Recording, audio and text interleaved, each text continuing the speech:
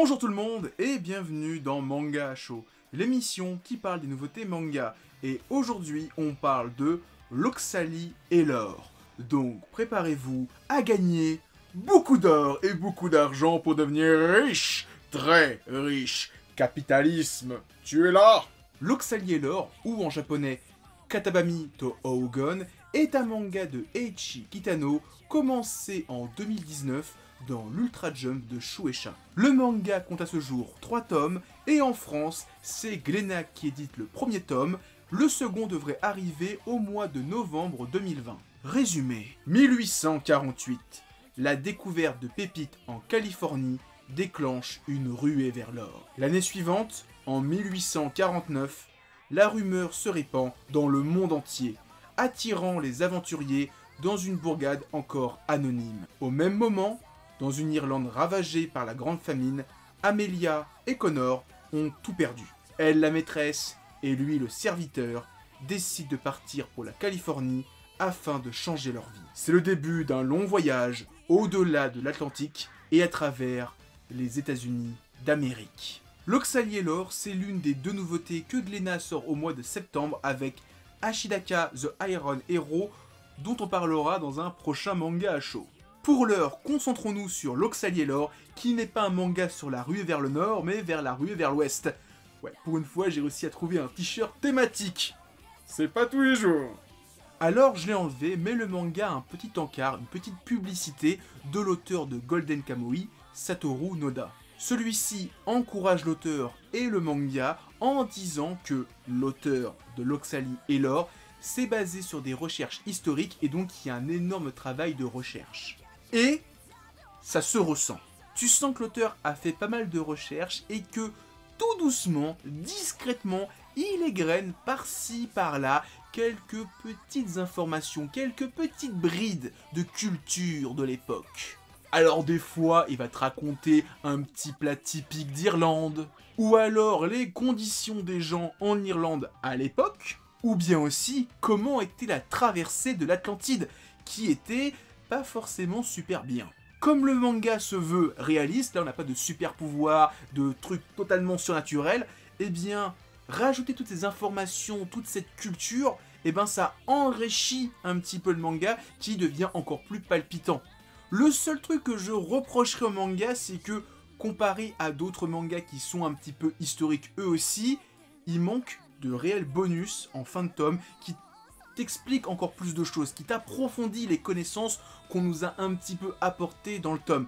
Par exemple, Balthazar, même si c'est fictif, parce que tout l'univers de Balthazar est inspiré de l'Europe du siècle de Napoléon, mais transposé dans un monde fictif, et ben à la fin de chaque tome, on t'explique des trucs sur comment on faisait un tonneau, comment on fait un cheval, etc., etc. Ça prend 2 pages à chaque fois, des fois je lis pas, mais c'est super intéressant, ça permet d'approfondir ses connaissances.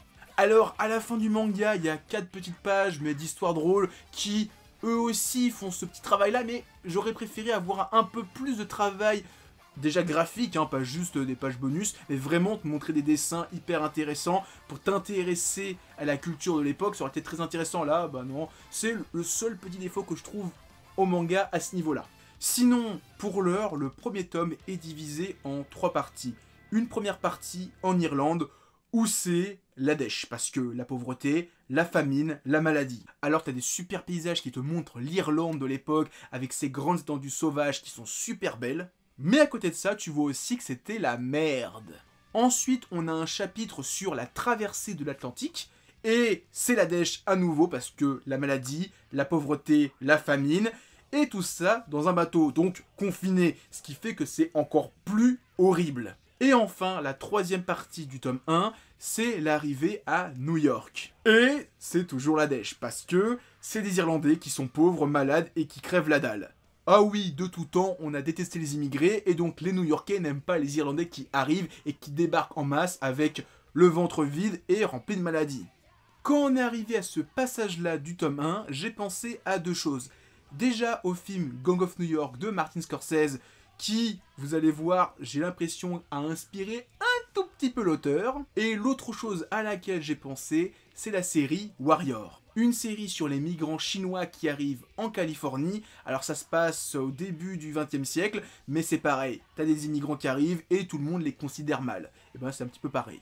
Et donc je disais, au 3e tiers du tome 1, nos héros arrivent à New York, qui je pense va être le premier gros arc scénaristique avec la rencontre avec les gangs locaux. On nous balance quelques noms célèbres, notamment Bill le Boucher, qui est l'antagoniste du film Gang of New York de Martin Scorsese. Alors, est-ce que le personnage a réellement existé? Je ne sais pas, mais au plus profond de moi, j'ai envie de me dire que l'auteur s'est inspiré de ce personnage du film de Scorsese. Même si le personnage de Bill le Boucher dans ce manga n'a rien à voir physiquement avec celui de Daniel Day-Lewis. Niveau dessin, alors je trouve le manga très joli, il y a des super paysages, notamment l'une des grandes doubles pages où on voit les paysages et les décors irlandais qui est sublime. Même si le manga est dur, je trouve que graphiquement il n'est pas forcément violent. Il y a des scènes où tu sens que les personnages ils en chient, mais il n'y a pas de la violence excessive où tu vois les personnages saigner abondamment, se faire couper les membres. Non, ça reste assez simpliste et minimaliste en termes de violence. Alors tu vois le personnage qui a une grosse brûlure, mais on te met pas une brûlure dégueulasse. Tu vois le personnage se faire transpercer, tu vois pas du sang qui gicle. Non, ça reste mignon en termes de violence. Il y a une chose qui revient par rapport à ce que j'ai dit en début de vidéo avec le travail de recherche. Alors, on ne se rend pas forcément compte dans tout le manga, mais c'est vraiment le passage de la traversée de l'Atlantique où tu vois un bateau et tu sens que l'auteur a fait un gros travail de recherche et ça se ressent dans le dessin. Tu sens que tout le bateau a été designé, que le mec il a fait des recherches pour voir comment était le bateau, comment étaient les nœuds, comment était le bois. Et je pense que plus le manga va avancer dans la ruée vers l'or et donc la traversée des USA, plus on va voir ce travail de recherche qui va être dans les tenues vestimentaires et dans les décors. Donc un gros potentiel à ce niveau-là. En conclusion, Locke Sully et Laure, c'est du très bon. Alors, très honnêtement, moi je suis un très grand fan d'œuvres de cow-boy, de western spaghetti. Alors, c'est pas trop un western spaghetti, mais vu que les personnages vont traverser tous les États-Unis, donc de l'Est à l'Ouest, dans un grand road trip, il va forcément y avoir des cow-boys et des Indiens. Et donc, ça m'intéresse un petit peu. Alors, c'est sûr qu'on n'est plus vraiment à l'époque des cow-boys, mais je garde espoir qu'on en voit un petit peu, surtout qu'on va traverser les USA de l'époque, donc on peut avoir pas mal de thématiques intéressantes, notamment l'esclavage, parce qu'à l'époque il y avait encore les esclaves noirs. Est-ce qu'on va avoir les esclaves chinois? Déjà là on va voir les gangs entre les New-Yorkais et les Irlandais, c'est super intéressant. J'ai hâte de voir la suite, c'est un manga que je vous conseille. Et il y a 3 tomes au Japon, donc on va très vite les rattraper, on va avoir un tome tous les 6 mois en France. C'est pas un manga avec un rythme énorme, donc vous pouvez commencer le manga les yeux fermés. Par contre, est-ce qu'il va faire 40 tomes? Ça, je ne sais pas. Donc voilà, c'était ma vidéo sur Locke Sully et Laure. Si vous avez aimé la vidéo et ce manga, likez, commentez, partagez la vidéo. Et en description, il y a des liens vers mon Twitter, mon Discord et mon Instagram. Et moi, je vous dis à plus et continuez à lire des mangas. Allez, ciao tout le monde.